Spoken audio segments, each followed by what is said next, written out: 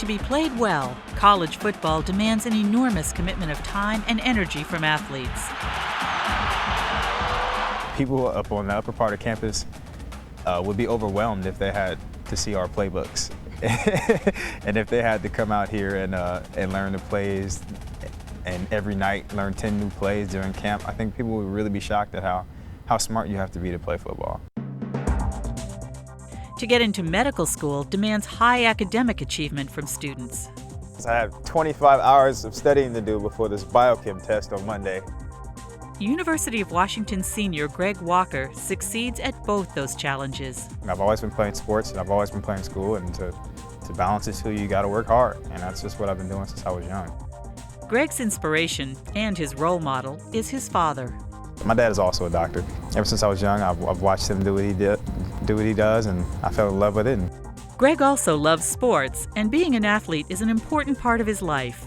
But he keeps his eye on a future beyond college and football. I always looked to my father. He's kept my head straight. When I felt overwhelmed, he was always there. Tell me if it was easy, anybody could do it.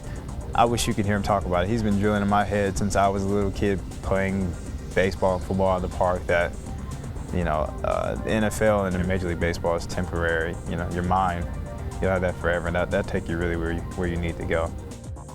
As a football player without professional athletic goals, Greg had nicknames like Dr. Walker or Schoolbook Greg. As a pre-med student, he defies the stereotype that athletes aren't serious about academics. I'm probably one of the few student athletes and probably one of the few black students in my classes as well, and I love it. I embrace it.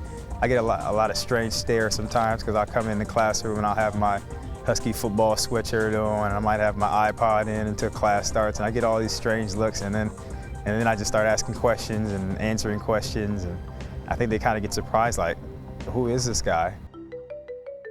Closing in on graduation, Greg almost makes it look easy. It wasn't. Came in thinking everything was just going to be the way I thought it was going to be. It was going to be golden. I was going to do well in school, and I was going to play immediately, and we were going to win, and it didn't happen like that. Freshman year was a challenge, so he didn't get to play football until he was a sophomore. At times, he had trouble finding a balance between classes and sports, but Greg chose to keep going and to excel at both. When things are really hard, I think people show their true character. You either fold or you rise up off the mat, and I think I rose up off the mat. Greg will graduate in June. Among other successes, he's been on the Dean's List twice, the Pac-12 All-Academic First Team, was MVP on special teams 2 years in a row, and has been captain 3 times this year. He spent time shadowing the UW's Dean of Medicine, and now he's working on applications for medical schools. It means a lot. I know people always say it means a lot, but it really does, because I feel like I put my heart and soul into the things that I do, and just to receive some honors and accolades, I want to stay humble, but it's like thank you, yes. It shows me that not all my hard work that I'm doing is in vain, that people see and recognize what I'm doing, and I'm thankful and grateful for that.